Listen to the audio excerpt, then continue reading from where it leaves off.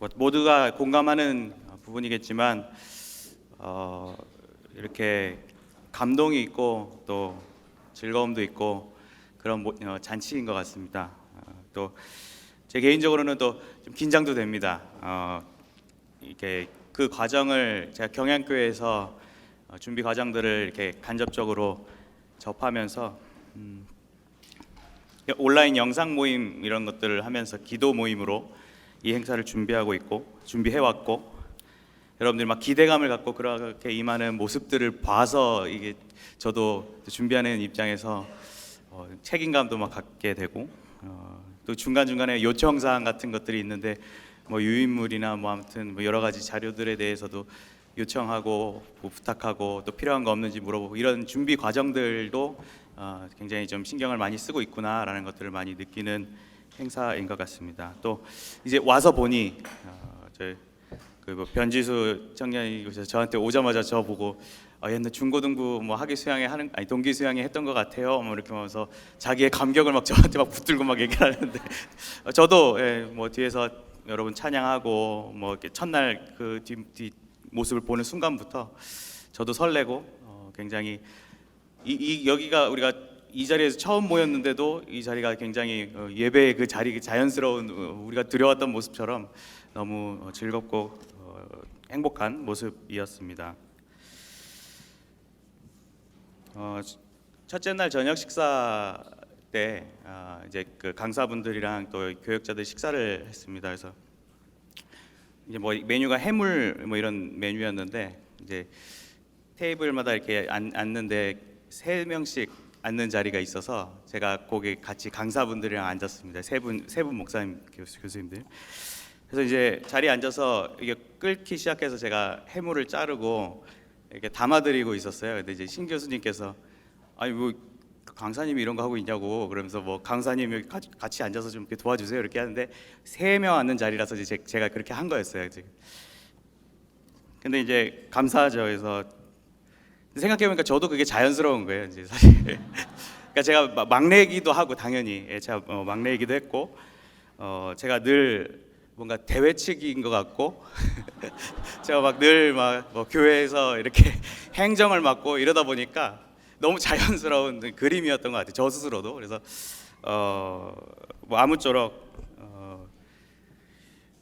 그 이번 대회 뭐 어쨌든 아름다운 전통인 것 같은데 또 강사로서 간사 김주원 목사님께 3명만 앉는 자리에 앉도록 또 이렇게 배정해 주셔서 감사 인사를 전해드리고요. 전통인 것 같더라고요.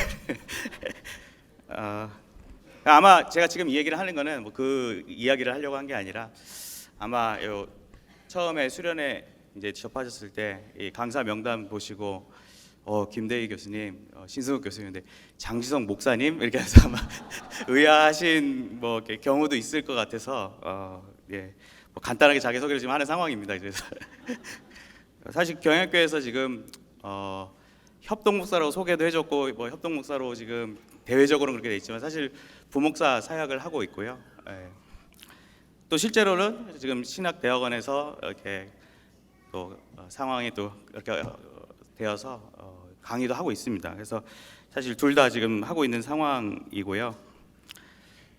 사실 지금 이제 어떻게 보면은 일선에서 부교역자로 사역하는 비율이 더 크다 보니까 또 그쪽에 더 좀 매진하고 있는 상황인 만큼 아마 특강 내용도 좀 강사님 분들이랑 성격이나 이런 분위기가 다를 수도 있어요. 그리고 현장에 또 이제 교회론이라는 주제도 그렇고 이 실천 신학이라는 분야도 그렇고 그 자체가 굉장히 그 현장의 고민도 많이 담고 있고 뭐 특강 때도 들었지만 삶은 실제고 실전이지 않습니까? 그래서 그거에 대한 실질적인 고민을 하는 또 분야에서 또 이렇게 여러분과 나누게 되어서 아마 뭐 물론 부담됩니다. 근데 어쨌든 저는 근데 안심은 하고 있어요.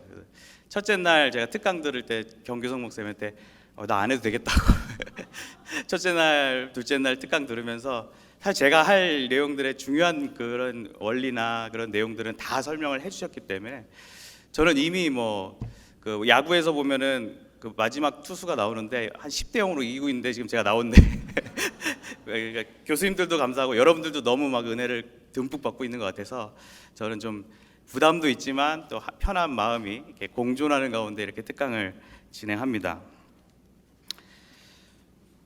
교회관, 교회론이라는 주제를 부탁받고 이렇게 뭐 정해지고 무엇을 나누어야 될까 고민을 했습니다.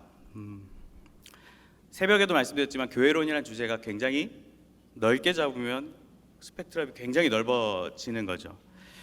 오늘 새벽에 뭐 성찬에 대해서 생각해보자 이런 것처럼 뭐 그런 좁게 잡을 수도 있는 것이고, 넓게 보면은 뭐 성경의 내용들, 뭐 성경에 나오는 사건들, 뭐 역사들, 뭐 이런 것들을 다 보면서 교회에 대해서 우리가 생각해볼 것들이 굉장히 많다고 생각합니다. 그래서 이번 수련회 이 세 번의 순서인데 그 순서 가운데 이렇게 세 가지 분야로 생각을 해본 게, 한 가지는 모여드는 교회, 응집하는 교회, 또 응집되어서 세상과 뭔가 구별된 교회, 이런 성격의 주제를 생각해봤고, 그것은 이제 저녁 예배 때 하려고 지금 생각을 하고 있습니다. 그리고 나아가는 교회, 또 뭔가 확산하고 공공 이 사회 안에 있는 그 교회, 뭐 이런 이제 주제를 가지고 오늘 특강을 이제 생각을 하고 있고, 한 가지는 이제 새벽에 했던 것이고, 우리의 교회 본질, 뭐 우리의 원동력, 뭐 그래서 살아있는 교회, 뭐 내구성, 뭐 이런 것들을 주제로 해서 좀 이렇게 세 가지로 해보면 어떻겠나 해서 주제를 정하였었고요. 사실은 이제 저는 방금 소개해드린 순서대로 하면 어떨까 생각을 했는데, 이게 새벽부터 강의가 그 설교와 강의가 순서가 되면서 약간 순서가 생각한 거랑은 반대이긴 했지만, 또 뭐 마지막 강사로서 뭔가 마무리되는 측면에서 거꾸로 이렇게 하는 것도 뭐 크게 뭐 문제될 건 없고 또 나름의 의미가 있겠다 생각을 하였습니다. 아마 이 강의 나누면서 뭐 여러분들에게 새로운 것들을 알게 되는 경우도 있을 것이고, 뭐 다시 듣는 경우도 있을 것이고, 뭐 그런 뭐 새롭게 배우는 그 계기도 있겠지만, 저는 이제 함께 생각해보고 뭐 제 고민이기도 하고 뭐 교육자분들의 고민이기도, 아마도 여러분들도 삶에서 느낄 그런 고민들을 함께 나누고 또 그런 생각해보는, 고민해보는 그런 시간으로 강의를 전개해야 되지 않을까 생각을 합니다. 그리고 사실 여러분들이 이미 제가 설명드리는 것들에 있어서 뭐 간사 목사님이나 지교회 목사님들께 이미 너무나도 교육을 잘 받고 있을 것이기 때문에 저는 뭐 그 부분에 대해서는 뭐 염려를 안 하고 있습니다. 뭐 유인물도 지금 나가긴 했는데, 제가 뭐 유인물은 뭐 전체적인 그냥 뼈대들이 들어가 있다고 생각을 하고요. 사실 거기 뭐 제가 QR 코드까지 넣으면서 뭐 거창하게 뭘 해보려고 했는데 아마 들어가 보면 똑같을 거예요. 거기에 제가 막 사진도 넣고 뭘 이렇게 보면서 딱 뭐 이렇게 입체적으로 뭔가 하려고 했는데, 뭐 제가 그렇게까지 지금 상황이 안 돼서 뭐 대회 끝나고 한번 제가 만들어 보는데 아무튼 뭐 QR 코드는 뭐 그냥 흥미로우면 하시고 내 종이랑 똑같습니다. 사실은 큰 의미는 없다라고 이제 생각하시면 되겠고요. 첫째 날 설교 때 이미 김대희 교수님께서 서두에 이렇게 한번 생각해 본 부분입니다. 저도 뉴스를 딱 이렇게 틀고 뭐 인터넷 기사로 보든 뭐 TV로 보든 그런 뉴스들을 접하면 굉장히 피로감을 느끼는 그런 감정을 갖습니다. 그래서 막 혈압이 오르는 것 같은 굉장히 막 그 소식들이 막 마음을 푸근하게 하고 좀 즐거운 마음을 갖기보다는 인상을 찌푸리게 되고 한숨이 나오고, 그런 소식들이 우리에게 계속해서 들려오는 소식들인 것 같습니다. 뭐 정치 분야를 봐도 진짜 이게 뭐 누가 정치 못하나 대결을 하는 것처럼, 누가 못하나 대결을 하는 것처럼 정말 양측 뭐 이 진영에서도 뭐 헛발질을 하는 것 같고 이해되지 않은 그런 뭐 정책과 행보들을 뭐 이런 것들을 볼 때가 있고요. 하지만 한편으로는 뭐 그런 국회의원들의 뭐 이런 위선적인 모습 이런 것들을 보면서도 근데 어떻게 보면 우리가 뽑은 사람들이고 우리의 대표이고 우리의 얼굴이고 어떻게 보면 우리의 모습이겠다 싶은 생각도 동시에 듭니다. 그 우리의 현 주소인 거죠. 우리의 최선의 그런 대표자들인 것이죠. 뭐 외교 국제 정세 이런 첫째 날 다 얘기 나눴지만 여러 불안한 정세들이 이어지고 있고요. 기후를 봐도 뭐 지구 온난화 문제가 시끌시끌하고 뭐 우리나라에만 해도 이제 기후 문제라고 봐야 될지 모르겠지만 뭐 산불 문제도 있었고 뭐 홍수 문제 여러 가지 뭐 그런 소식들이 우리에게 들려옵니다. 경제적으로도 한탕주의가 막 있는 것 같아요. 경제가 어려우니까 막 젊은 세대들도 막 어떻게든 막 비트코인이 뭐 막 쭉 우르르 가고 막 뚝 떨어지면은 이제 어이구 막 난리가 나고 뭐 주식 그리고 부동산 같은 경우도 뭐 늘 뉴스에 나오는 소식들 중에 하나인 것 같습니다. 교육 생각해 보면요, 얼마 전에 그 오염수 뭐 이런 이슈 있잖아요. 그거 가지고 어떤 고등학생이 그 제주도 뭐 학생인 것 같은데 제주도 국회의원들 이름들을 열거한 후에 기대해라, 꼭 혁명을 일으키겠다. 지금부터 단두대는 준비해두겠다. 제주 청소년들의 손으로 단두대 장치를 내리겠다. 아주 섬뜩한 그런 표현들을 하면서 이게 이러한 정치적인 그런 구호나 이런 것들이 우리 어린 세대까지 막 이렇게 물들고 있는 거 아닌가 뭐 이런 경험도 하게 되고요. 교권이 붕괴된 거 뭐 너무 큰 뉴스들이니까 잘 접하고 있을 것입니다.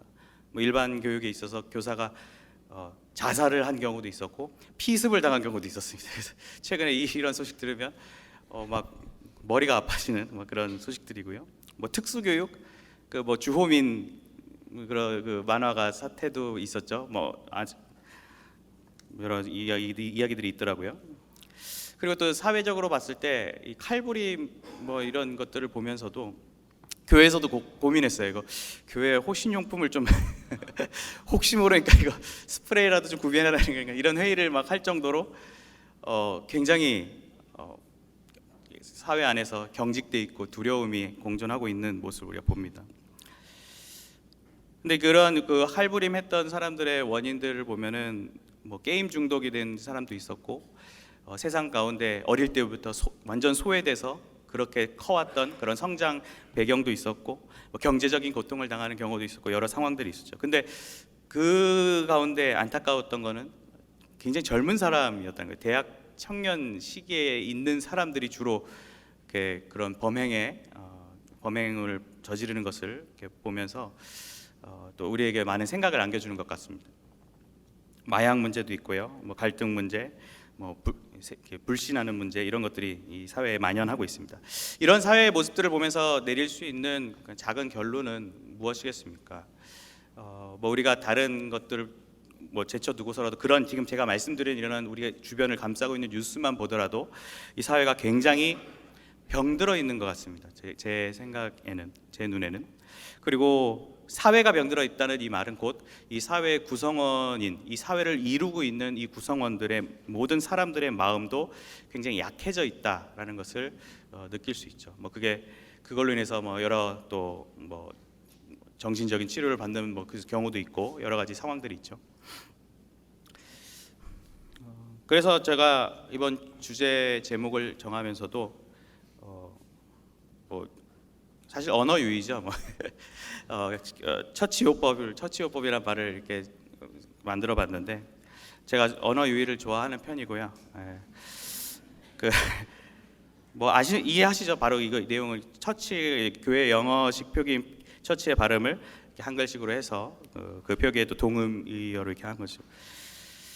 사전적 의미 사실 이걸 뭐 거꾸로 껴맞추기 하면 안 되는 건데 처치의 이 사전적 의미를 좀 생각해 보면요, 이를 감당해서 처리한다는 개념이 있고요.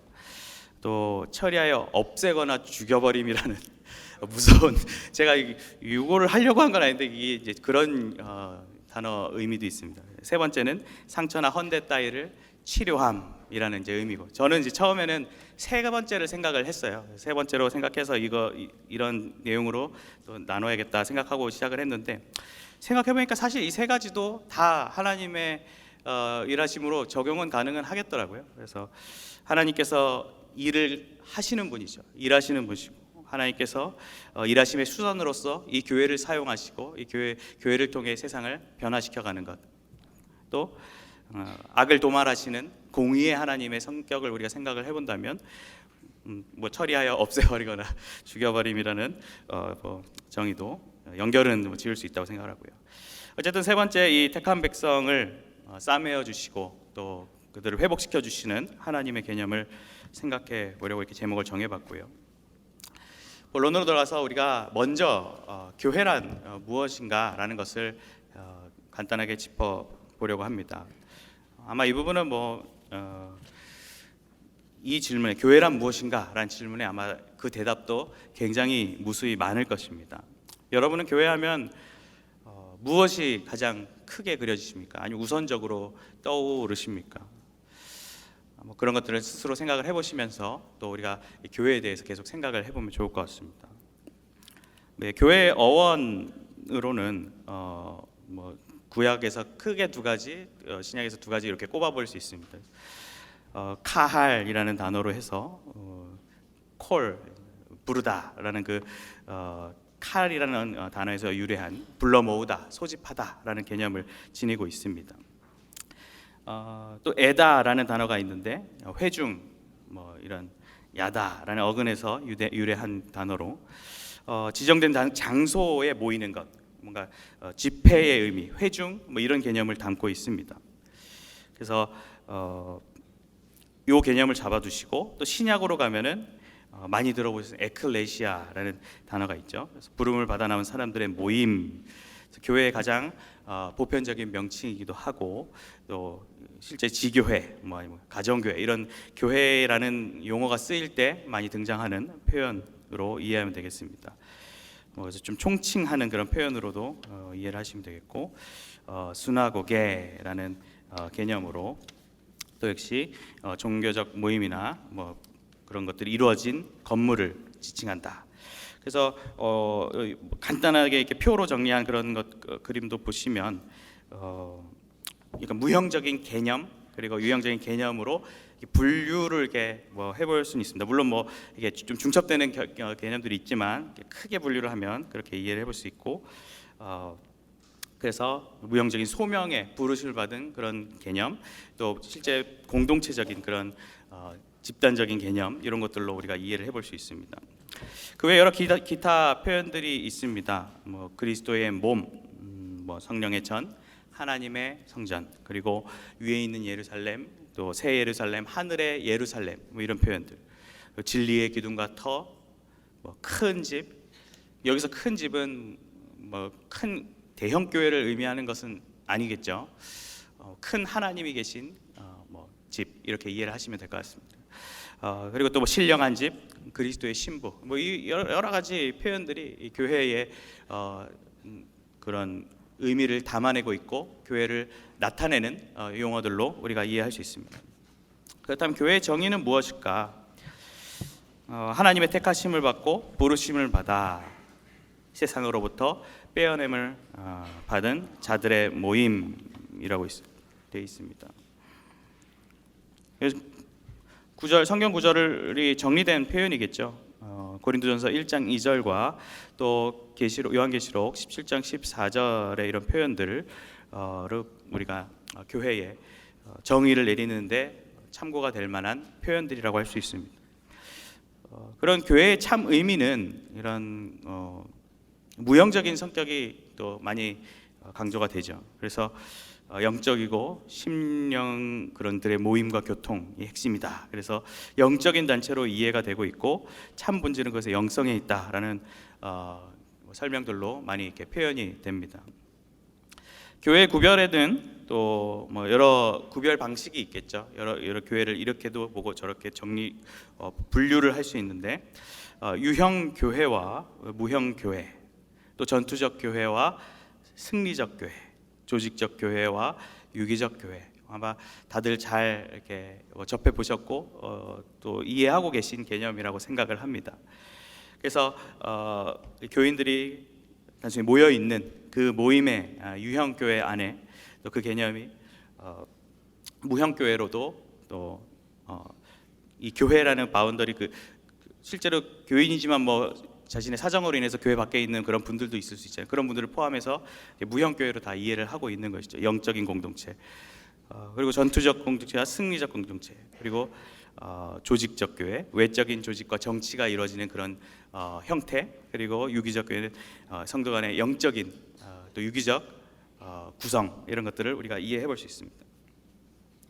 그래서 방금 이게 표를 보시면 왼쪽에 있는 부분이 택자도 있고 불택자도 있을 수 있다라는 것을 우리가 볼 수 있고, 오른쪽에는 정말 택자만 있는 신자가 속한 곳이다라고 우리가 이해해 볼 수 있습니다. 교회의 요소, 통일성, 그리고 거룩성, 보편성, 이런 성질들이 있죠. 교회는 이 통일성을 갖고 있습니다. 그래서 그리스도를 머리로 하고 그 신자들 몸으로 하는 그런 유기적인 그리스도의 몸된 교회라는 표현을 우리가 쓰면서 그런 개념을 지니고 있는데, 신자들이 이러한 여러 형태를 가지면서 유형적인 또 통일성을 가지고 있는 것들을 볼 수 있습니다. 그리고 거룩성은 하나님의 자녀로 구별된 존재로 그리스도의 의를 힘입어 거룩함을 드러내는 교회입니다. 또 보편성은 구원의 역사, 복음의 전파, 또 그런 구원받은 자들 보편적인 개념으로서 형성하고 있는 그런 개념이라고 볼 수 있겠습니다.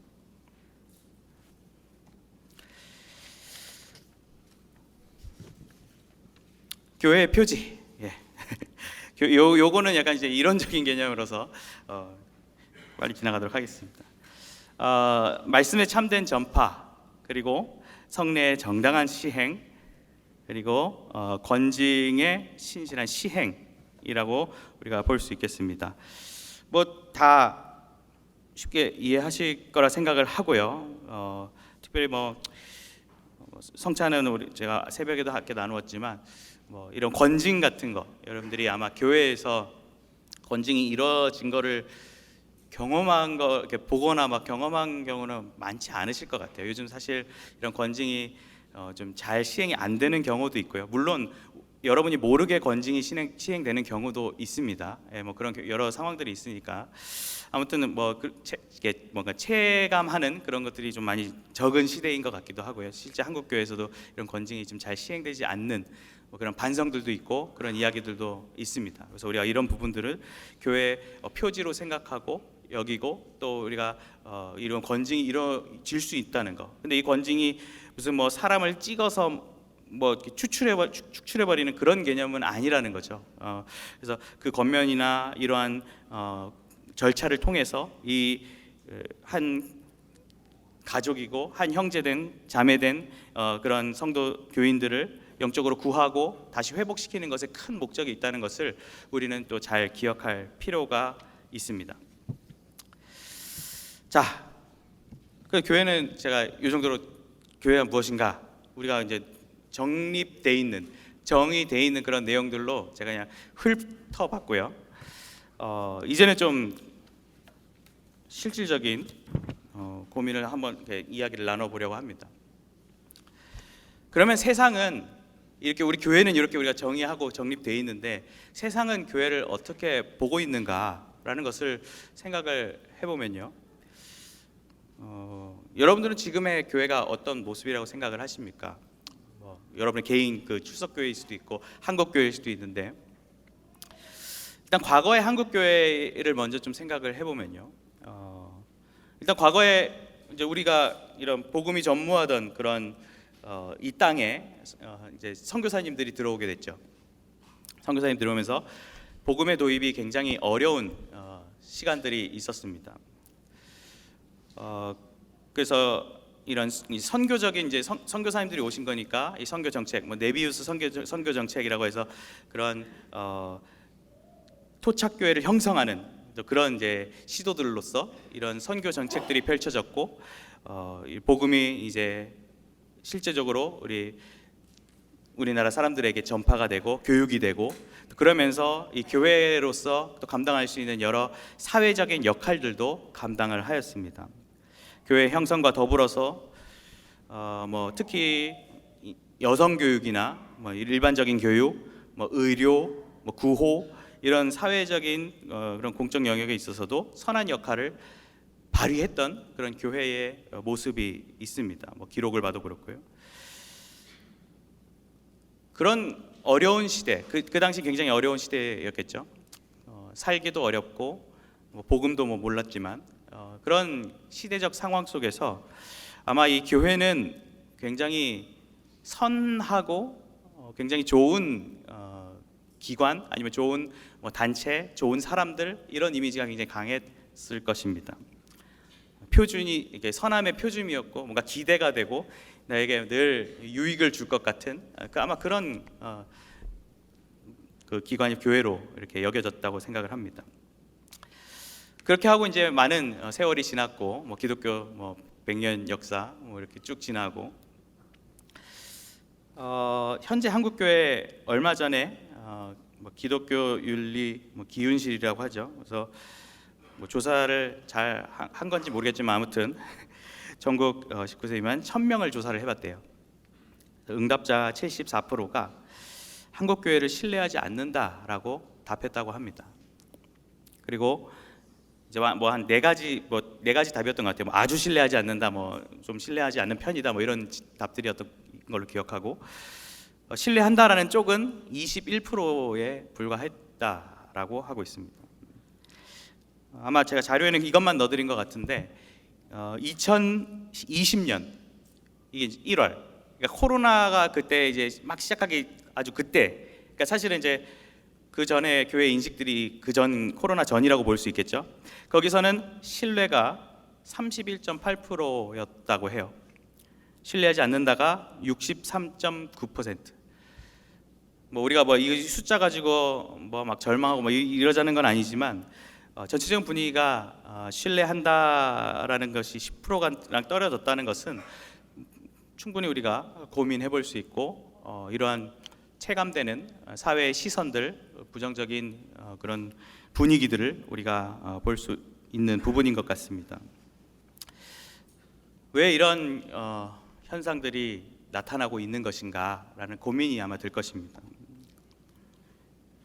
한국 교회가 아까는 약간 동경의 대상이기도 했고요. 우리가 갖고 있지 않은 뭔가 능력들이 있는 것 같고 나를 도와주는 사람 같은 그런 느낌이 있지만, 이제는 한국 교회가 동일선상에 있는 그런 교회가 돼버린 것 같습니다. 실제로 교회들도 이제 어느 정도 형성을 하고 성장을 하고 아주 규모가 커지고 지금의 단계까지 왔는데, 이 교회도 사실 세상과 다른 모습을 보이기 시작한 부분도 있는 것이죠. 일례로 교회 내부 문제로, 교단 내부 문제로 세상 법정에 가서 소송을 거는 일들이 최근에도 일어나고 있습니다. 우리 교단도 그 부분에 있어서 신념을 갖고 있는 우리 교단이지만 이런 일들이 일어나는데 세상 사람들도 법원의 판단에 따르는데 교회가 이런 동일선상에 있는 느낌을 더 크게 받아가겠죠. 그리고 또 이거에 대해서도 이제 얘기가 길어질 수 있겠지만 교회가 세금을 내고도 있잖아요.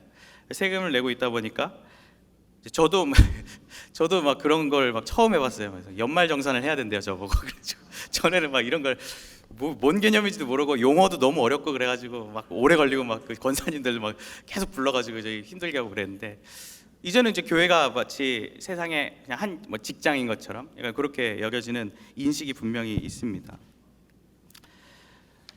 우리가 그래서 세상의 그런 기준에 뭔가 맞춰져서 지금 교회가 가고 있고, 약간 그런 부분들이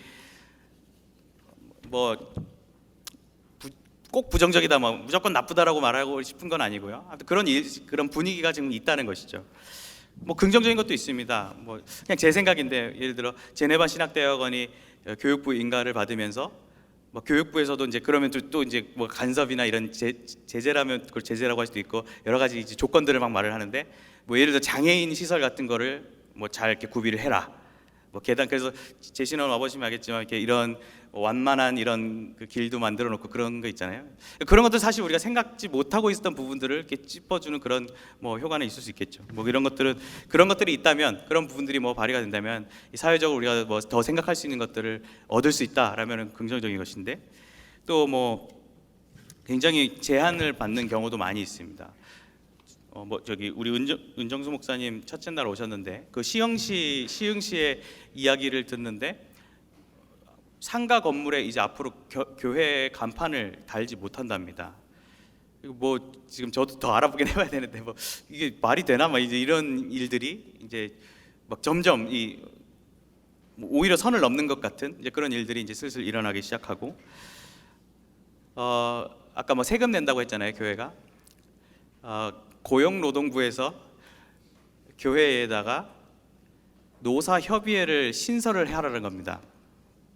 물론 이제 직원이 어느 정도 되는 이제 교회들한테 그런 지침이 떨어졌어요. 그래서 경양교회 같은 경우는 그런 지침이 왔어요. 그래서 뭐 노사 뭐 각 위원장을 세워서 뭐 이렇게 선출을 해놓으라는 거예요. 그래서 저희가 뭐 그거를 선거를 해서 하지만 그러진 않았고 이제 명목적으로 이렇게 해놓긴 했지만 이런 일들이 세상의 조건으로 자꾸 우리를 요구하는 것들이 발생을 하고 있습니다.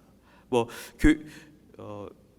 경복여고에서도 교사 우리가 미션 스쿨인데 교사를 채용하는 데 있어서 뭐 1차, 2차 이렇게 면접 이런 게 있는데 1차인가 2차인가 거기에서는 교육부에서 뭐 필터를 한 사람으로 가야 된다는 거예요.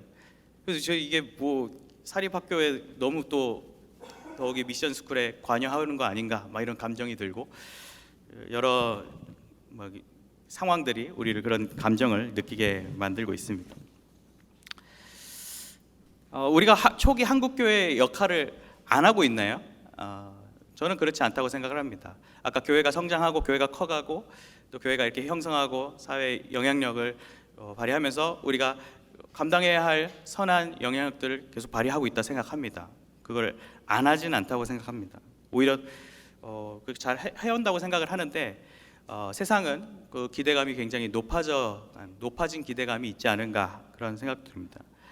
뭐 그 영화 대사 중에 호의가 계속되면 권리인지 안다 뭐 이런 표현 있죠. 우리가 그런 말을 할 건 아니지만 마치 뭐 당연한 것처럼 이제 교회에 대한 그런 시선 기준점들이 잡혀 있는 것 같아요. 그리고 그런 기대 속에서 비난을 하는 것이 아닌가라는 생각을 해봅니다.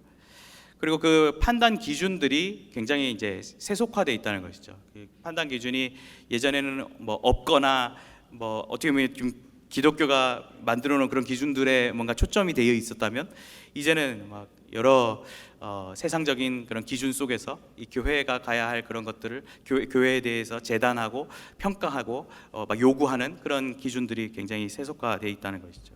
이런 이유로는 이 세상이 또 삶의 수준이 굉장히 높아졌죠. 사람들의 그런 생활 수준이 높아지고 그리고 이제 교회가 그런 도움이 필요 없는 거죠. 이제는 교회가 제공해왔던 그런 역할들에 있어서 이제 도움을 받지 않으려면 알고 그리고 또 오히려 복음에 있어서도 그 중요성을 막 중히 여기지 않는 그런 정서가 형성되고 있는 것이죠. 실제로 뭐 그런 뭐 복지나 뭐 교육이나 이런 것들이 이제 다 전문 기관들이 막 생기기도 하고 하니까 교회의 역할에 대해서도 이제 우리는 계속 생각을 해볼 부분인 것 같습니다. 뭐 변질된 사회 의식이 있고요. 또 뭐 정치적인 그런 뭐 제도나 뭐 여러 가지 시도들 이런 것들이 또 우리를 방해하고 있습니다. 또 반기독 정서들이 강화되고 있는 부분도 있죠. 뭐 매스미디어나 이제 뭐 이런 소셜 미디어를 통해서 굉장히 묘사되는 그런 내용들이 일방적이고 또 선동적인 그런 내용들로 묘사되는 경우들이 많이 있죠. 뭐 그런 걸로 인해서 반기독 정서가 성동되는 경우도 있지만 실제로 신뢰를 떨어뜨릴 만한 문제가 발생하기도 합니다. 이거는 이제 교회의 문제인 경우도 있어요. 그렇죠? 뭐 목회자들이 타락을 했다거나 뭐 그런 소식들이 이제 굉장히 실망감을 안겨주는 경우도 많이 있고 또 하나는 뭐 이단이나 사이비 얼마 전에 뭐 나는 신이다 이런 넷플릭스 방송 같은 경우 그런 뭐 이단들 대표적인 이단으로 해서 오래된 이단이긴 하지만 그 이단들을 조명한 일이 있었잖아요. 근데 그거를 방송을 본 사람들이 이단의 개념 자체를 뭐 크게 모르는 거예요. 그냥 기독교의 한 부류인 거예요. 기독교의 한 부류가 세상을 이렇게 더럽히고 세상을 망가뜨리고 안 좋은 영향을 막 준다, 이제 이런 평가들을 하는 것이죠. 잘 모르는 사람들은. 그러니까 이런 이단 사이비들의 그런 활동들, 이런 것들도 분명히 영향을 미칠 것입니다. 그리고 또 하나는 생각해 볼 수 있는 것은 아까 기독교가 이렇게 성장하고 또 보편화되면서 사실 제일 종교 물어봤을 때 편하게 대답할 수 있는 게 기독교인이에요 라고 하는 경우들도 굉장히 많은 것이죠. 너도 나도 기독교인인 거예요. 편하게 대답하기 쉽고, 옛날에 한번 가봤으면 기독교인인 것이고, 그러다 보니 뭐 예전에는 그게 오히려 긍정적인 이미지가 있어서 또 그런 대답들을 많이 더 했을 수도 있겠죠. 교회 다닌다고 하면은 좀 그런 이미지도 있고, 뭐 선하고 동경하는 이미지들이 있고. 근데 이제 지금은 오히려 반대가 될 수도 있겠죠. 이제 기독교인이라 불리는 것을 오히려 피하려는 추세도 아마 있을 것입니다. 저는 오히려 그것이 또 안타깝지만 나은 부분이라고도 생각이 들어요. 이제 정말 좀 기독교인다운 정말 참된 크리스찬들이 스스로를 신앙인이라 부르는, 뭐 개혁 신앙인이다라고 고백할 수 있는 그런 신앙인들이 좀 신앙인이라고 고백하는 일들이 많이 일어나면 좋겠다라는 마음이죠. 소원이고. 어쨌든 이러한 상황들 속에서 그런 뭔가 구별됨, 거룩성을 상실하면서 이런 반기독 정서가 굉장히 이 사회 안에 만연하고 강화되었다라는 것을 또 생각해 볼 수 있습니다. 뭐 여러 가지 이유 있겠지만 저는 또 마지막으로 꼽아본 것은 종말론적인 관점에 있어서도 이건 굉장히 자연스러운 상황이라는 것이죠.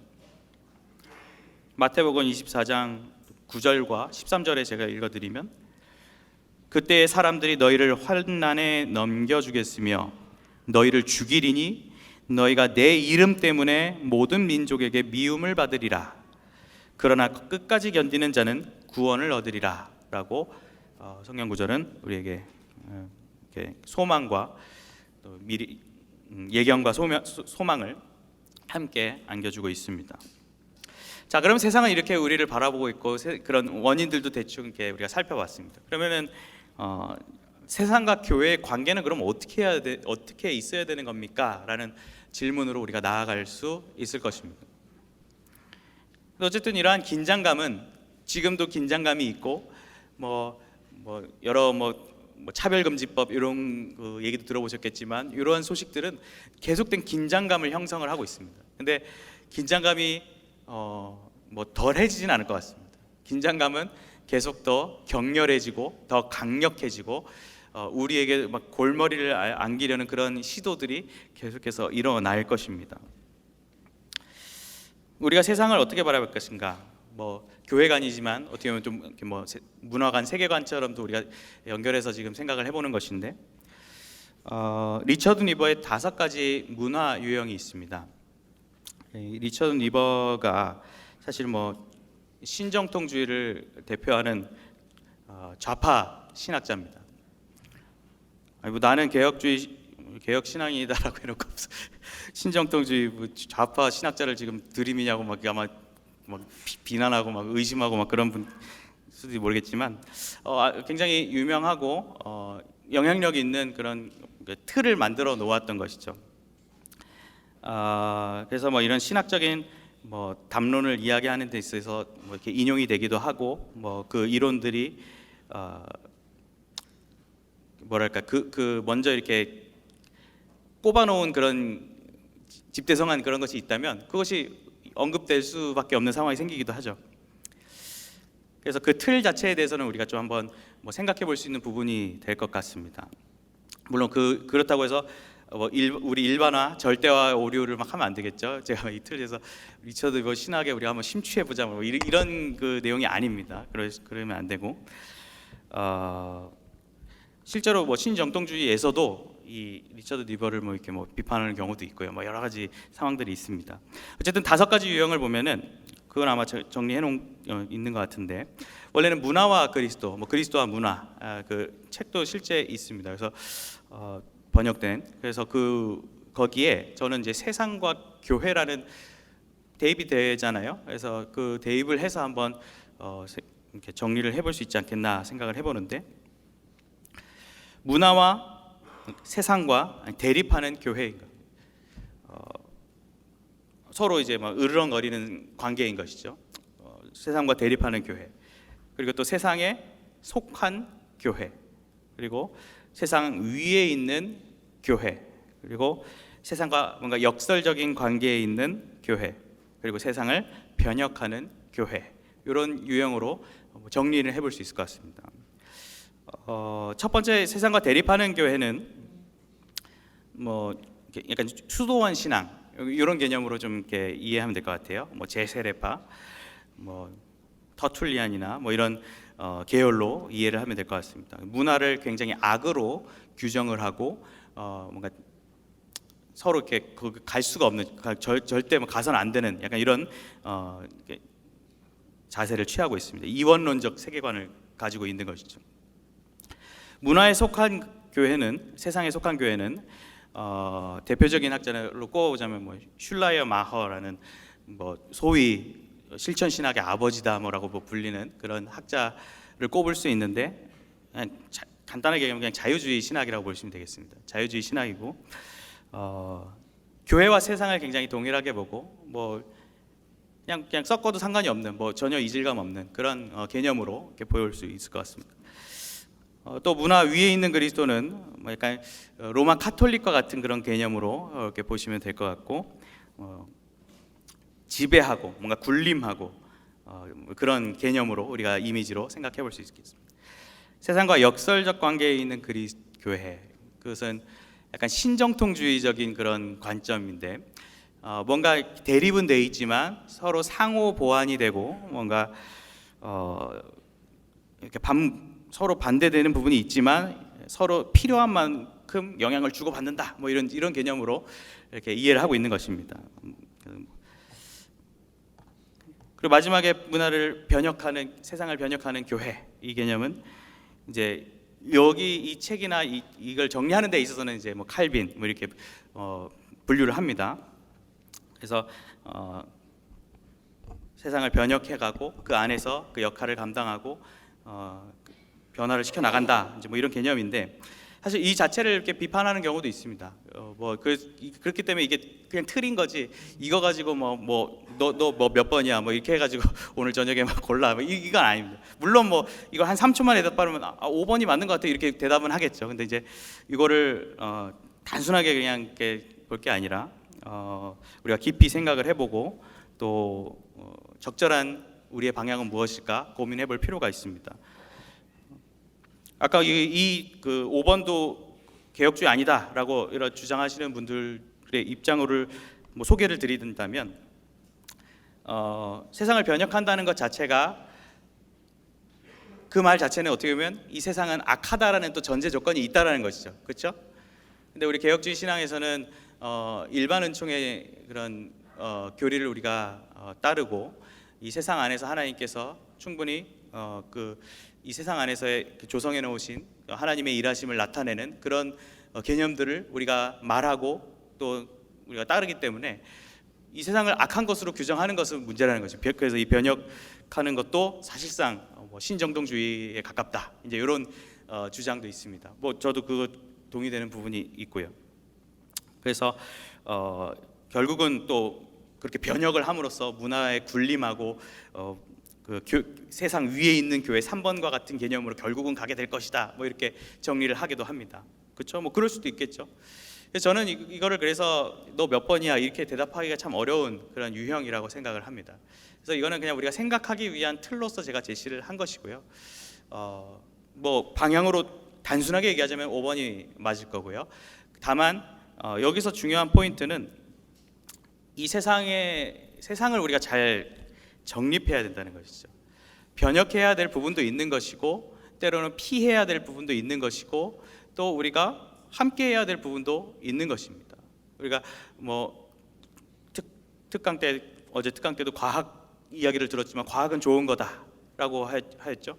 이미 조성되어 있는 것을 우리가 막 그것을 악으로 바로 취급할 그런 게 갈 게 아니라는 것이죠. 우리가 그것을 진단을 하고 분석하고 그것을 보고 이해하는 것이 먼저 필요합니다.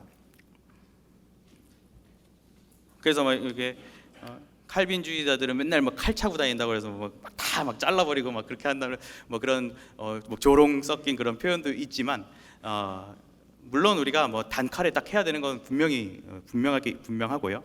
우리가 일반 은총의 영역에 있어서는 좀 그런 것들을 신중하게 들여다보고, 그 외에 하나님의 진리를 대적하고 그 진리의 영역 완전 반대의 접점에 있는 데는 우리가 그것을 개혁의 대상, 변혁의 대상으로 봐야겠죠. 변혁의 대상이지만 거기서도 아닌 건 우리가 또 피해야 되는 것도 있는 것이죠. 아예 상대를 안 하고. 그래서 그런 것들을 우리가 잘 좀 분리하는 게 우리에게 중요한 세계관이고 자세이지 않을까 생각을 해봅니다. 그래서 뭐 그런 개념으로 이해를 해보시고, 이런 그러니까 틀로 우리가 생각을 해봤을 때, 제가 그냥 한번 생각을 해봤습니다. 만약 여러분들이 나중에 자녀를 낳고 학교를 가게 됐어요. 학교를 다니겠는데 이제 학교를 뭐 예를 들어 정할 수 있어요. 뭐 이제 일반 학교가 있고, 미션 스쿨이 있고, 기독교 대안학교가 있어요. 자, 세 가지라고 봅시다. 그냥 일반 국공립 뭐 그런 학교, 그리고 미션 스쿨, 기독교 대안학교. 자, 나는 일반 학교 보내겠다, 내 자녀를. 자녀 계획이 없으실 수도 있는 건가요? 2번은 미션 스쿨을 보내겠다. 네, 난 대안학교, 기독교로만 딱 무장된 교육을 난 받게 하겠다. 네, 뭐 덜어 있는 것 같습니다. 사실 이것도 제가 뭐 손을 안 들어서 뭐 그 정답을 두고 제가 막 물어보고 그런 건 아닙니다. 그래서 뭐 이거는 이제 상황에 따라 또 다를 수도 있고, 그 아이의 상황에 따라 다를 수도 있는 것이고, 또 뭐 교육 환경에 또, 그리고 저는 그렇게 생각해요. 지금 제 아이도 우리 교회에 있는 키즈 놀이학원, 그러니까 선교원을 다니고 있어요. 그럼 사실 거기는 일종의 대안학교 같은 기독교 교육을 하는, 그러니까 완전 기독교 대안학교 같은 기관이라고 볼 수 있는 거예요. 지금 나이 때는 저는 가는 거 괜찮다고 생각이 들더라고요. 근데 이 아이가 근데 만약에 계속 기독교 대안학교로 뭐 나중에 유치원을 가고, 기독교 초등학교를 가고, 기독교 중학교를 가고, 그러면은 이 아이는 나중에 전도 같은 걸 할 수 있을까? 막 이런 생각도 들고, 이제 그런 생각이 문득 들더라고요. 그래서 우리가 무조건 이렇게 막 동떨어져 있는 것만을 추구해야 될 것인가? 물론 아까 말씀드린 필요한 부분이 있다면 해야 되는 거 맞습니다. 막 이걸 부정하는 건 아니에요. 그래서 우리가 그러한 좀 단순하게만 생각하는 게 아니라 입체적으로 또 어떤 것들이 더 나았겠는가, 이런 것들을 잘 판단하는 것이 우리에게 주어진 숙제 같은 것이겠죠. 그 뭐 CCM 같은 그런 가수들 중에서도 뭐 소향 아시죠? 너무 유명하잖아요. 저는 소향을 한 중학생 때 처음 접했는데, 그때는 이런 가수가 아니었거든요.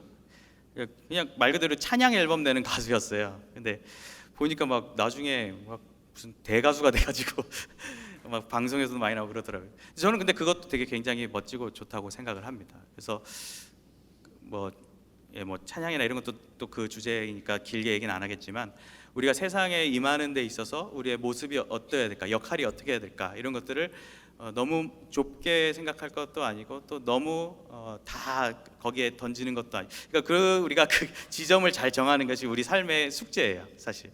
여러분들이 근데 이거를 제가 여러분 이렇게 하세요라고 딱 할 수가 없는 게, 우리 각자의 삶이 너무 다 각자의 삶이라는 것이죠.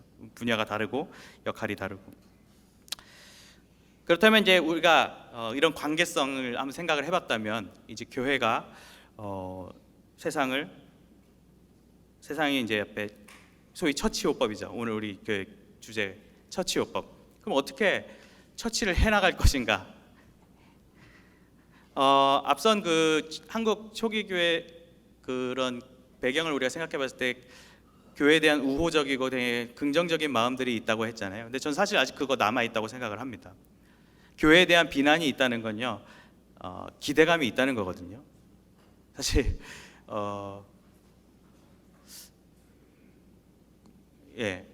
제가 어디서 본 것 같은데, 이혼을 하러 상담 오는 사람들에 대해서는 사실 이혼할 사람들은 상담을 하러 안 온다는 거예요.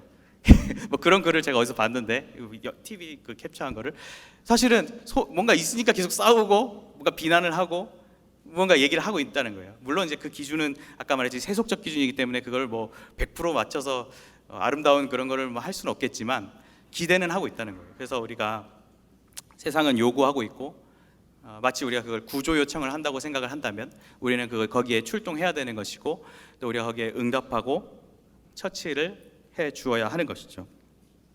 하지만 그런 건 있습니다. 그 소위 선교적 교회라는 그런 뭐 운동 이론이 있는데 거기에 약간 성격은 이래요.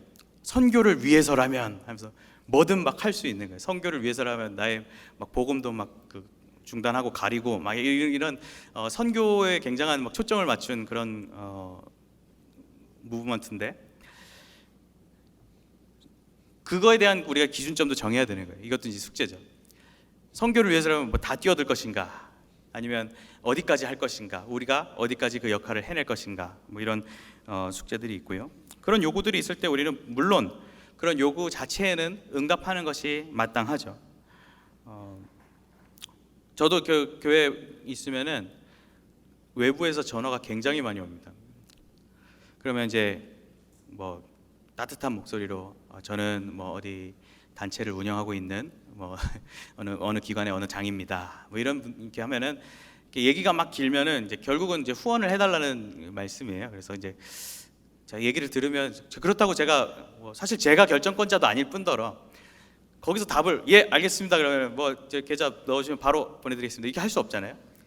그러면은 저기 온 세상에 있는 다 그 기관들이 다 우리 교회로 전화할 텐데 그래서 아마 저기 뭐 교회 저기 뭐 어려우신 분들도 가끔 와요. 그러면 이제 저희가 그분들한테 막 고액의 막 후원금을 드릴 수가 없는 게 일단 그분들을 위해서도 그게 좀 안 좋은 그 고민이 있어요. 이제 그것도 그분들을 위해서 그게 안 좋은 걸 수도 있고 끝도 없는 거죠 사실. 그러니까 이게 선을 어디까지 할 것인가. 그래서 그런 것들이 늘 우리가 갖고 있는 고민이고 숙제입니다.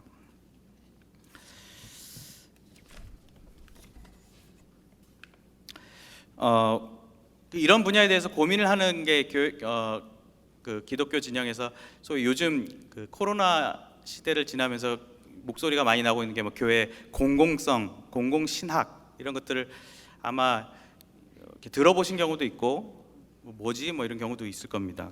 그래서 많은 관심들이 있고 또 이 부분에 있어서 개혁주의 진영에서도 이 부분을 연구하는 분들이 있고 뭐 연구소도 생기고 뭐 지금 그런 상황인데 뭐 공공신학, 공공성 뭐 이런 것들도 제가 여기서 그거를 뭐 다 설명하고 이렇게 할 상황은 아닌 것 같고 다만 간단하게 얘기하면 공공신학이란 것이 가능할까라는 것을 봤을 때 저는 그런 공공신학이나 공공성을 이렇게 말을 할 때 그 말하는 거 좋아요. 말하고 우리가 이걸 공론화해서 말을 하는 것은 좋은데 말을 하는 순간 결국은 우리가 공공성이 없던 사람처럼 비춰질 가능성이 굉장히 커지거든요. 그래서 뭐 그런 것들은 좀 조심스럽긴 합니다. 그리고 그런 분들이 주장을 했을 때마다 마치 우리가 그것이 없었고 그런 개념 자체가 없었고 우리가 그걸 하지 못했고 부족하고 막 그런 걸로만 비춰질까봐 굉장히 조심스러운 표현이긴 합니다. 하지만 그래서 저는 공공신학이라는 표현보다는 저는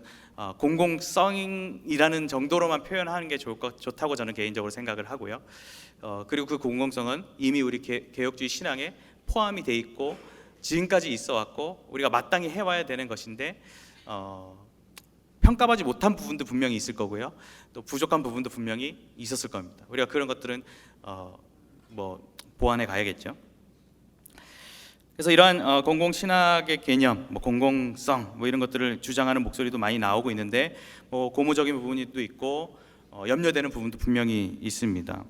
그래서 이 공공 신학에 대해서 뭐 제가 자료는 많이 이렇게 준비는 했는데 다 이렇게 하긴 좀 그럴 것 같고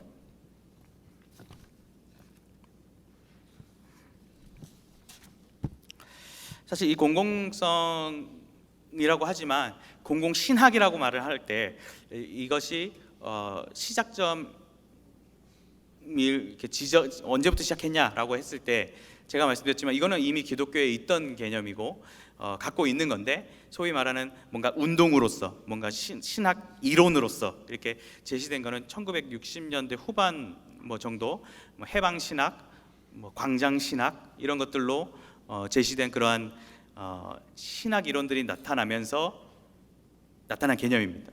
그래서 뭔가 굶주리고 어렵고 억압받는 사람들에게 자유를 주고 해방을 주고 그런 가운데 구원의 개념을 우리가 함께 만들어 간다라고 주장하는 것이 아마 그런 흐름 가운데 그런 주장 가운데 나타난 이렇게 내용인 것이죠. 그런데 이제 그것들이 또 요즘 시대에 들어서 이렇게 한국 사회에서도 굉장히 많이 이렇게 외쳐지고 있고 주목하고 있는 그런 개념이라고 합니다. 사실 1960년대 말 1970년대라고 하면은 사실 전체 역사 기독교 역사로 봤을 때 굉장히 짧은 역사, 한 50년 된 역사거든요. 그래서 길지 않은 역사를 갖고 있기 때문에 이거에 대해서 자료를 찾아보거나 이거에 대해서 뭔가 좀 생각을 해보려고 했을 때 그 자료가 굉장히 모호한 게 굉장히 많습니다. 모호한 게 많고 그 모호함의 이유는 여러 가지가 있겠죠. 방금 말씀드렸듯이 그런 신학적인 고민을 해온 게 굉장히 길지는 않고 또 그 신학 자체가 자유주의 진영에서 또 그런 분야를 선호하는 진영에서 연구를 하기 때문에 신학적 깊이라는 것이 또 우리와 성격도 맞지 않을 뿐더러 또 그 깊이도 아주 깊진 않습니다. 실제로 우리나라 공공 신학에 관한 나온 책들이 요즘 좀 나오는데 물론 이제 잘 정리된 책들도 있는데 저는 이거와 관련해서 우리나라 마을 목회라는 그런 개념이 있는데 제가 그거를 좀 최근에는 좀 살펴봤어요. 근데 그 자료들을 제가 막 나름 이렇게 책을 사봤어요. 거기서 막 책이 막 몇십 권씩 나오는 거예요. 그래서 뭐야 이러면서 이렇게 책을 다는 아니지만 웬만한 거는 이렇게 사보려고 해서 사봤는데 좀 아깝다. 책을 사고도 느낀 게 아깝다라는 생각이 드는 게 이론에 대해서 반보다 적게 들어있고 사례, 실제적인 그런 경험담 이런 것들이 막 책의 반 이상을 차지하고 있는 것이에요. 그래서 그 자체가 좀 보여주고 있는 것 같습니다. 그래서 이런 물론 실제적인 그런 분야이기 때문에 그렇게 제시되고 있는 건 맞지만 뭔가 이론적이고 신학적인 그런 깊이는 뭔가 깊게 다가가는 어느 한계점에 늘 이렇게 머물러 있는 그런 느낌을 좀 받기도 합니다.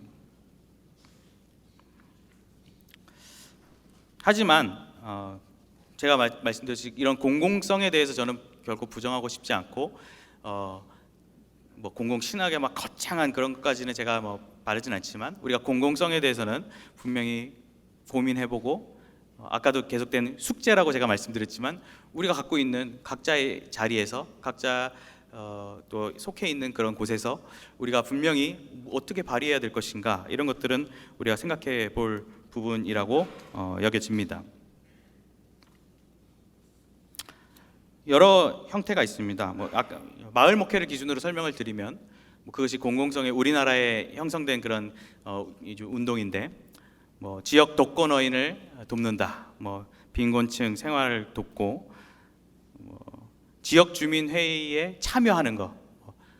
실제 어떤 목사님이 지역 그런 거 있잖아요. 자치회 같은 거 예를 들어 통장 같은 거 이런 걸 하는 거죠. 자기가 역할을 하고 도맡아서 하고 그런 경우들이 있고 아니면 지역 마을을 개선하는 데 활동을 감당을 한다거나 도서관을 지역 주민에게도 제공을 하고 지역 사회 행사를 조직해서 개최도 해보고 카페를 운영한다거나 문화 광자 같은 것들을 운영한다거나 마을 지역 아동센터 이런 것들 공부방 어린이집 돌봄 시설 이런 것들을 제공하는 것을 마을 목회 한 여러 요소로 이렇게 보고 있어요. 그래서 제가 그냥 크게 두 가지로만 그냥 분류를 해봤을 때 참여하는 형태가 있고 제공하는 형태가 있겠다. 이 정도로 이렇게 그냥 보고 있습니다. 참여하는 것은 아까 말씀드렸듯이 어디에 이렇게 들어가는 것이죠. 사회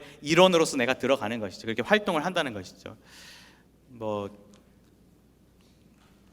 모르겠습니다. 이런 것도 맞는지 모르지만 제가 교회 분들이랑 축구하는 거 좋아하는데 다른 세상 조기 축구회 같은 데 가서 같이 축구하면서 목사라는 걸 이렇게 드러내기도 하고 복음을 전하는 건 아니지만 이제 그런 모습을 같이 이렇게 땀도 흘리면서 그런 시간을 갖기도 하고 이런 걸 수도 있겠죠.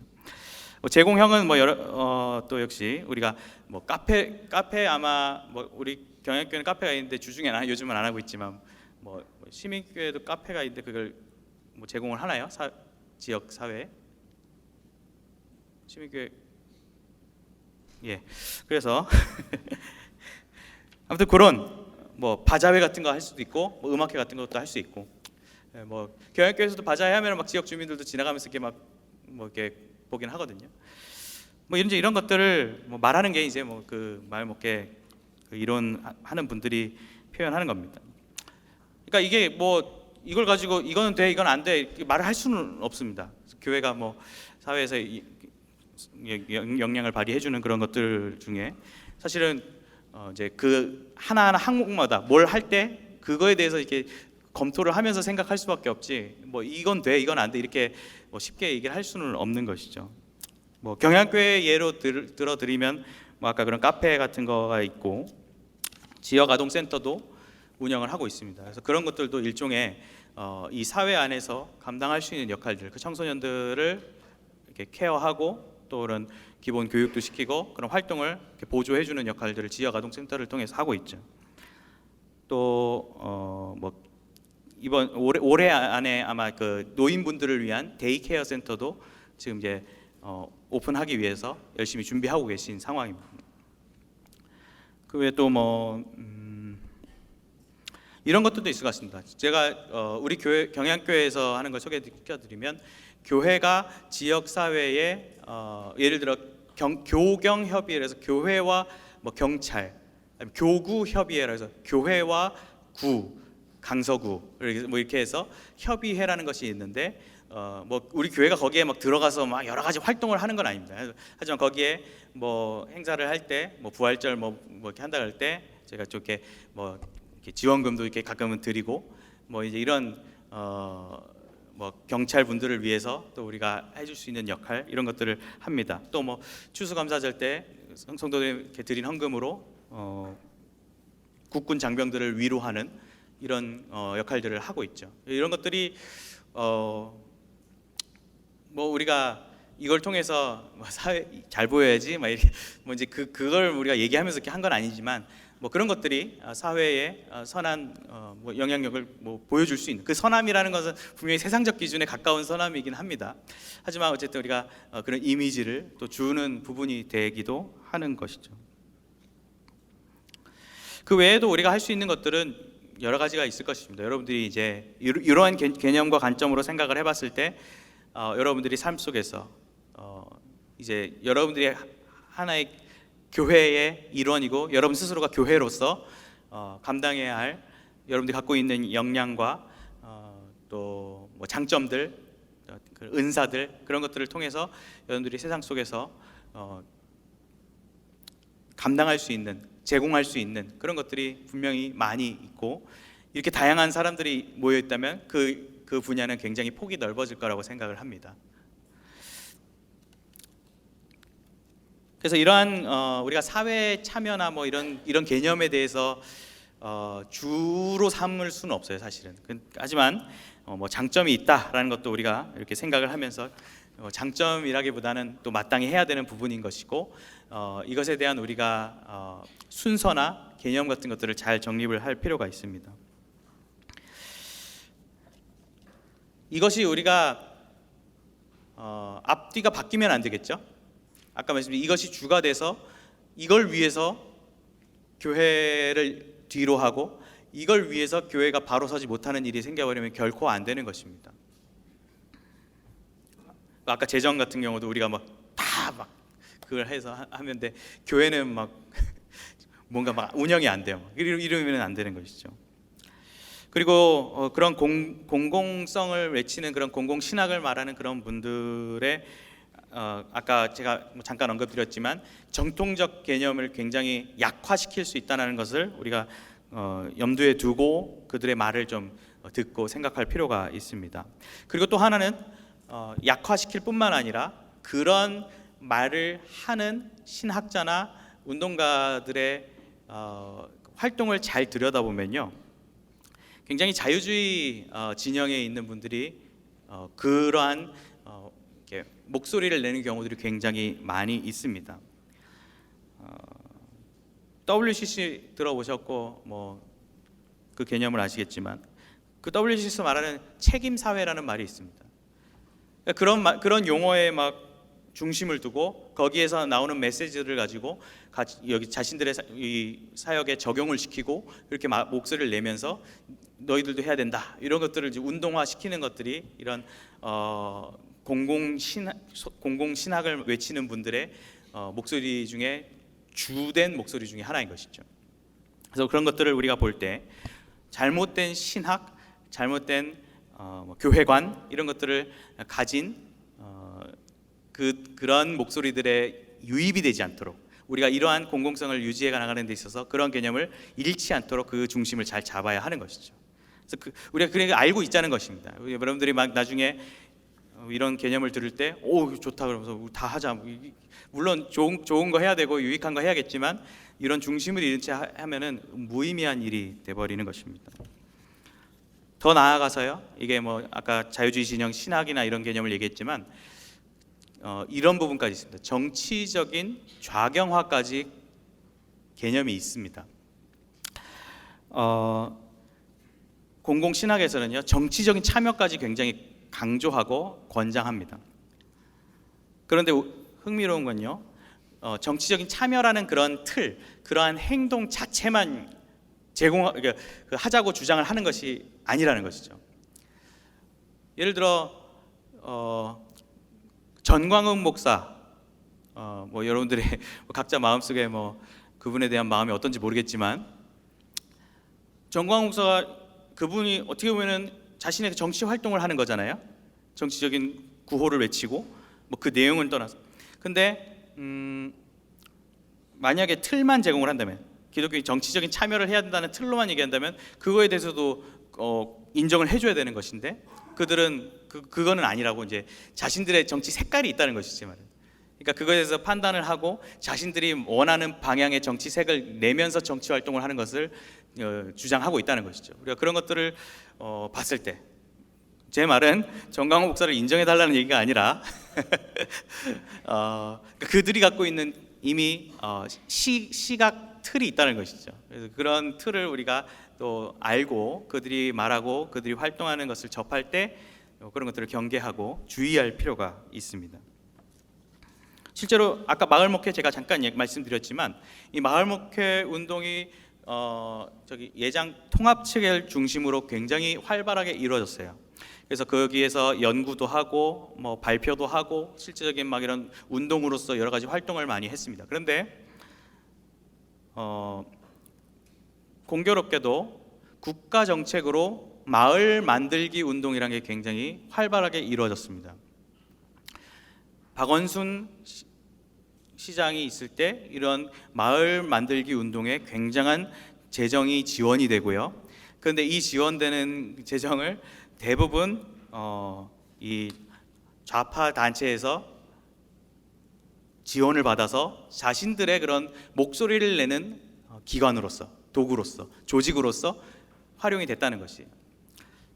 그러면은 우리가 그렇게 그들의 놀이터가 된 장소에 마을 목회라는 이름으로 그들과 한 자리로 가게 됐습니다. 근데 거기서 우리는 그럼 그들을 포용하고 그들을 이해하고 그들의 목소리를 들어주면서 우리가 복음을 전할 수 있는가? 요거는 여기서는 느낌표는 없는 것이죠. 뭔가 확실하게 우리가 답을 할 수가 없는. 아마 제가 생각하기로는 오히려 그들의 목소리 큰 그들의 도구가 되어 있지 않을까 그런 염려도 듭니다. 이미 아까 마을 목회 그런 지원 문제도 있었지만 10년간 1조 원이 투입이 됐대요. 좌파 단체에. 그리고 요즘 문제되는 것 중에 투표권 뭐 이런 것들 그 주소지만 있으면 그냥 투표를 할 수 있는 뭐 중국인이든 뭐 누구든 그냥 투표를 할 수 있는 뭐 이런 자신의 정치적인 그런 뭔가 전략이 담겨 있는 그런 내용들이 많이 접할 수 있습니다. 뭐 지금 정치적인 얘기를 하자는 건 아니지만 그런 요소들도 분명히 배경에 있다는 것이죠. 그런 배경 속에서 물론 우리가 그것도 우리가 개혁하고 우리가 그것도 뭐 이겨내고 뭐 해야 그런 뭐 전투적인 마음도 중요하겠지만, 그런 배경을 모른 채, 그런 것도 아무것도 모른 채 그냥 좋은 게 좋은 거다라고 하면서 달려들면서 했을 때 아마 잃는 것이 더 맞는 싸움이 될 수도 있을 것입니다. 그래서 아까 선교적 교회 얘기도 했지만, 선교를 위해서라면 다 줄 수 있다, 다 줄 거야, 이런 것들은 우리가 좀 신중하게 생각할 필요가 있습니다. 자, 그렇다면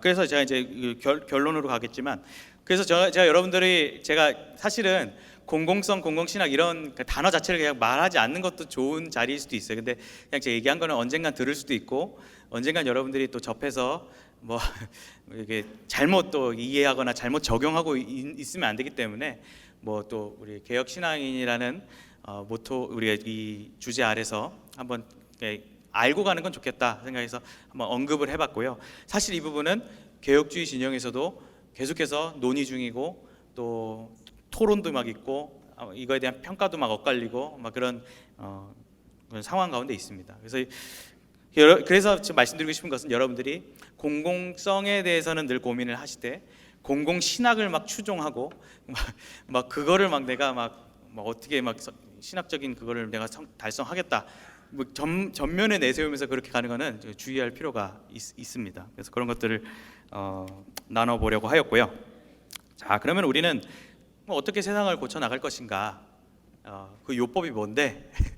뭐 이제 제가 그거를 이렇게 매뉴얼처럼 이때는 이렇게 하면 돼, 제가 이걸 제시하고 뭔가 기술을 알려주려고 나온 건 아니고요.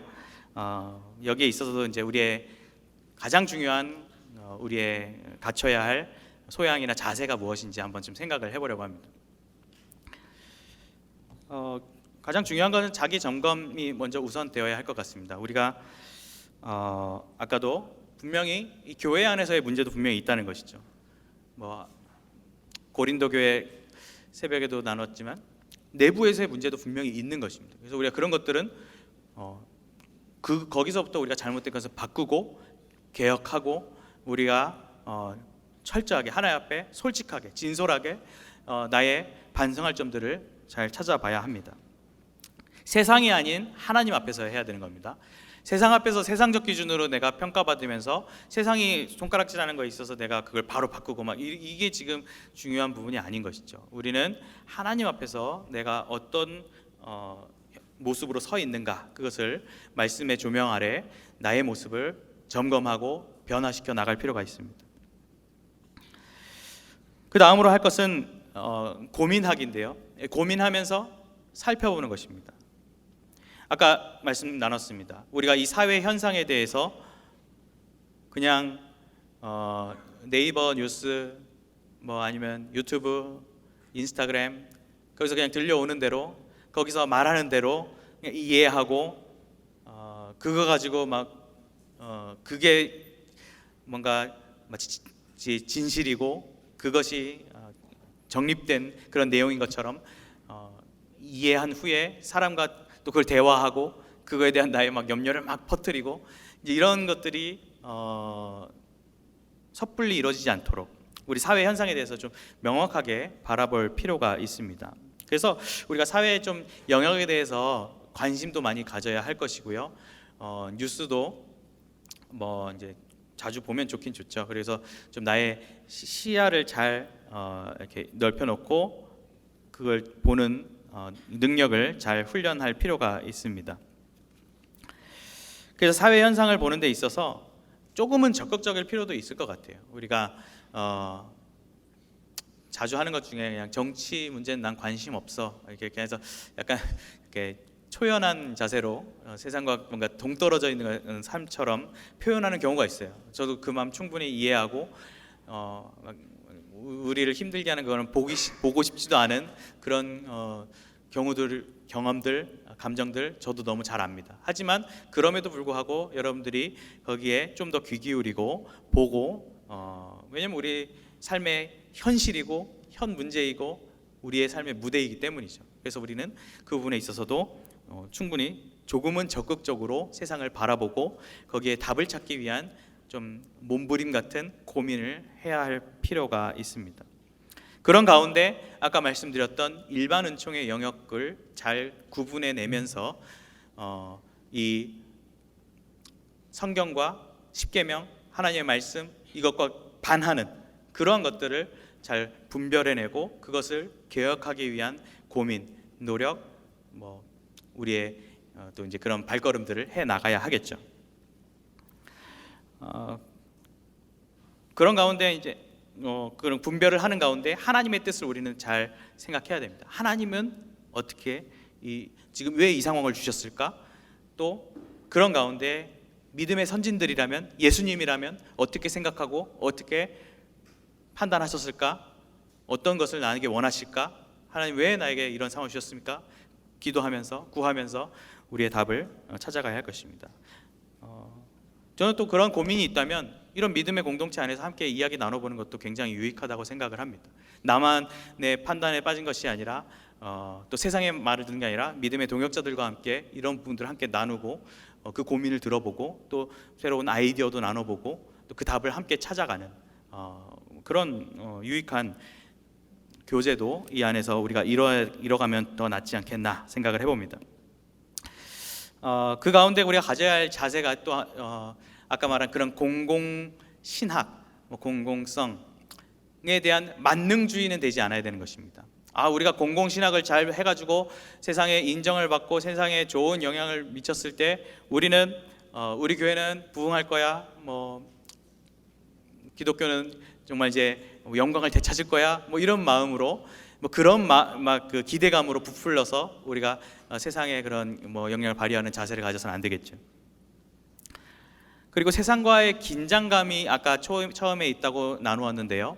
그러한 긴장감이 저는 굉장히 좋은 거라고 생각을 합니다.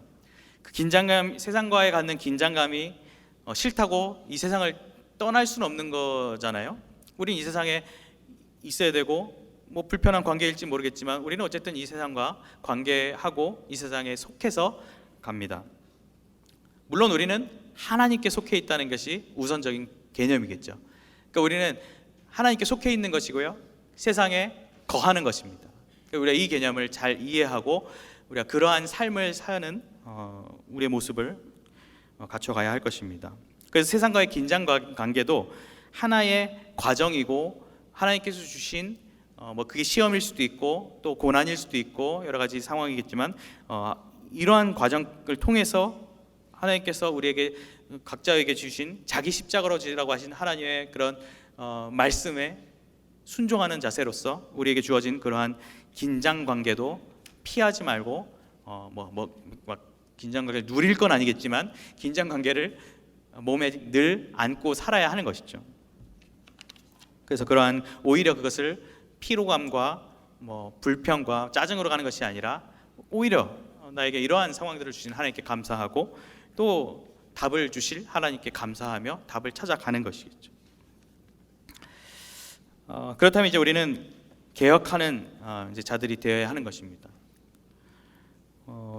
우리가 개혁주의 신앙관, 저는 이제 제가 왜 셋째 날일까 이런 생각도 좀 가끔 하는데 했는데 생각해 보니까 교회관이라는 주제가 또 마지막에 있는 것도 우리에게 또 이제 나아가는 자들로서 또 앞서 그 생각했던 세계관과 어떻게 성경관 이런 것들을 토대로 우리가 이제 앞으로의 이 교회관을 멋지게 펼쳐 나가는 것이 참 중요하겠다 하는 생각으로 약간의 합리화와 함께 지금 신 교수님 제가 셋째 날 약간 지금 빅피처로 제가 지금 모든 강사의 마무리를 제가 다 한다고 농담으로 이렇게 말씀을 해주시는데 아무튼 우리가 이 개혁주의 신앙관을 우리 삶에 적용하고 펼쳐가야 합니다.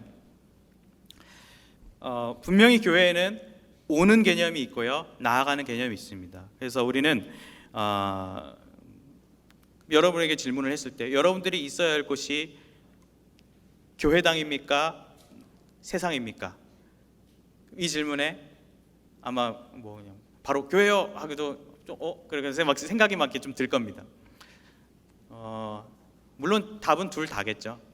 여러분들이 있을 곳은 교회당이고 예배당이고 여러분들이 있을 곳은 세상입니다. 다만 그 우선순위는 우리는 분명하게 하자는 것이죠.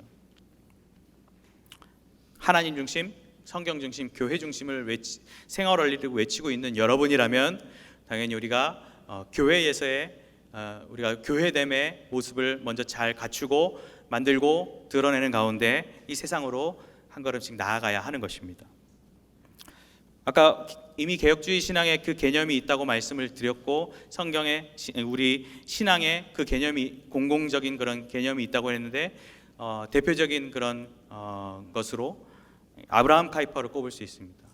영역 주권이라는 그 영역 주권이라는 제목의 책도 한글로 지금 나온 게 있습니다. 그래서 이 영역 주권, 하나님께서 중심이 돼서 이 세상을 통치해 나가시는데 이 세상의 각 영역들이 맞물려서 하나님의 그런 주권들이 그 역할을 맞물려서 세상을 통치해 나가신다, 그런 개념인 것이죠.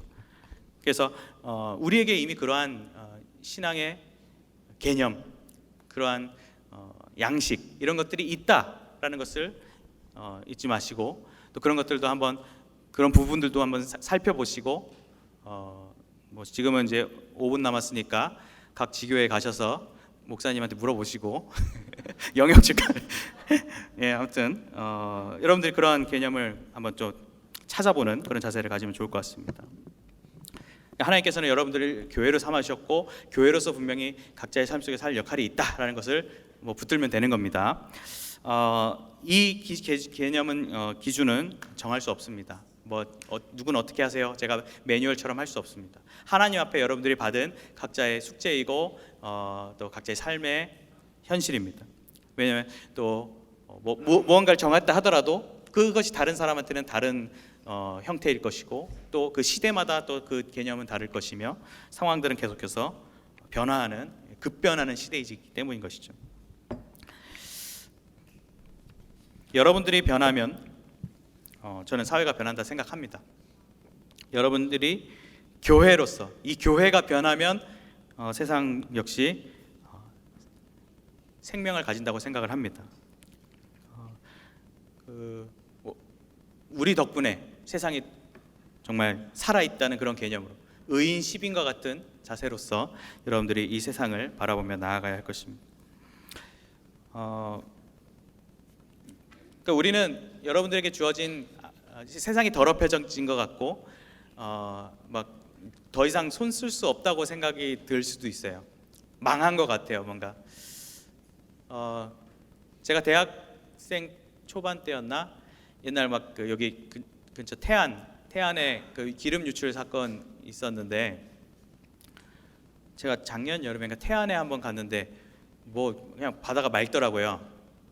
그래서 그때 막 생각이 났어요. 그때 봉사를 한번 가는 적이 있거든요. 어떻게 갔는지 모르지만 버스 타고 가서 사람들이랑 그냥 닦았어요. 막 돌 닦았어요. 기름 막 돌에 있는 기름들을 막 닦고 막 이렇게 하고 온 기억이 있는데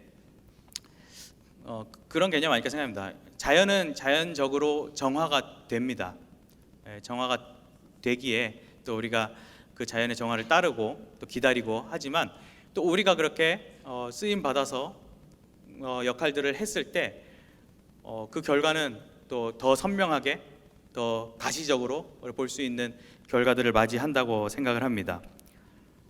그래서 여러분들이 이 세상을 살아가실 때 조금은 더 열린 생각을, 열린 사고와 열린 관점 이런 것들을 가지는 것 좋다고 생각합니다. 그리고 나에게 주어진 여러 환경과 또 여러 도구들 마음껏 사용하시고 뭐 과학 우리 이야기했지만 뭐 누릴 수 있는 것들 정말 잘 지혜롭게 선용해 가시기 바랍니다. 하지만 그것이 하나님을 망각하는 뭔가 만능주의나 뭔가 합리화 이런 거에 빠지지 않는 그런 나의 좀 절대적인 뭔가 기준을 잡고 그러한 스스로 점검을 하시면서 그런 것들을 해 나가시기를 바랍니다. 여러분들이 각 분야의 정말 전문가들이 되셔야 되고요. 여러분들이 정말 각 분야에서 정말 승전보와 같은 그런 소식들을 교회로 들려주셔야 합니다. 그것이 교회의 승리고 교회가 이 세상을 변혁시켜 나가는 아름다운 모습인 것이죠. 원래 제가 5가지로 하려다가 여기 지금 네 가지로 넣을까 해서 5가지 넣었나요? 아무튼 여기서 중요한 거 자세는 우리가 좀 신중하자는 것입니다. 신중하자는 개념을 꼭 기억을 하시고요.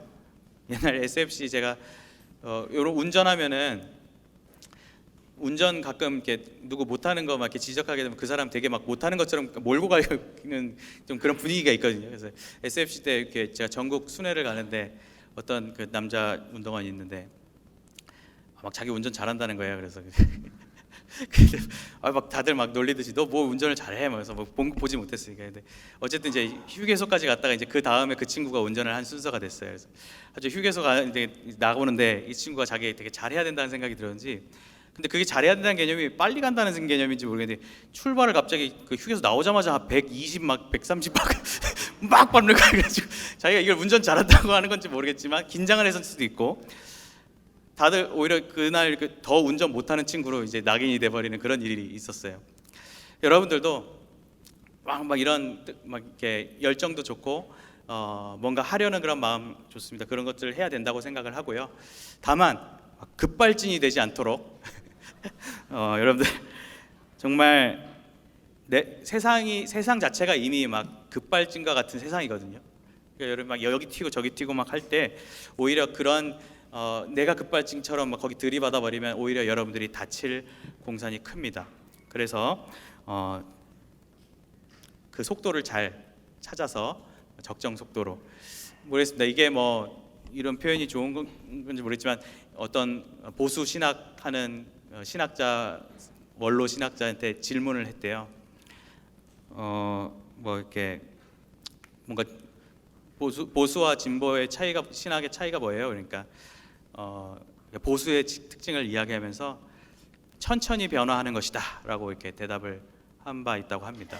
뭐 물론 그걸 이제 우리가 잘 적용을 해야겠지만, 그래서 우리도 세상을 변화시키고 또 이 세상에 맞춰서 우리가 해야 할 일들을 찾아가는 변화하는 그리스도인이라는 생각으로 해볼 때 여러분들도 나의 변화를 급발진하지 않고 정말 적절하고 최적의 상태로 세상을 변형시켜 나가는 그런 개혁주의 신앙인들이 되기를 바랍니다. 예, 12시가 됐네요. 예. 제가 드라마 원래 이렇게 막 요즘 보는 드라마를 같이 잘 안 보고 나중에 지나서 이렇게 종종 보는데, 제가 최근에 본 게 이제 슬기로운 의사생활을 최근에 봤는데 이게 언제 건지도 몰라요. 근데 뭐 저는 이제 재밌다 그래서 그냥 생각만 해두고 있다가 언제 이제 그냥 한번 쭉 보는 거예요. 근데 거기서도 이제 막 이런 감동적인 그런 상황들이 나오잖아요. 뭐 대본이 기억나고 이런 건 아닌데 거기에 나오는 대략적인 늘 틀이 이래요. 그럼 환자 가족들이 나타나서 뭐 살 수 있을까요? 막 이런 분위기로 꼭 질문을 하고 물어봅니다. 그러면은 의사의 한마디에 희비가 갈려요. 뭐 어려울 것 같습니다. 뭐 시한부입니다. 뭐 이런 표현을 들으면 세상이 무너진 그런 모습을 가지고 고칠 수 있습니다. 뭐 될 것 같습니다. 뭐 이런 소식을 들으면 이미 뭐 너무 막 행복에 겨워하는 그런 모습을 봅니다. 아까 우리가 병들어 있는 것 같다는 세상의 진단을 우리가 한번 해봤는데요. 우리가 세상을 향해 그런 살 수 있다라는 복음, 그게 복음이죠 사실은. 복음을 전하며 그 생명의 길로 그들을 인도해주는 역할을 해나가기를 원합니다. 디모데전서 4장 4절에 하나님께서 지으신 모든 것이 선함에 감사함으로 받으면 버릴 것이 없나니라고 하였습니다.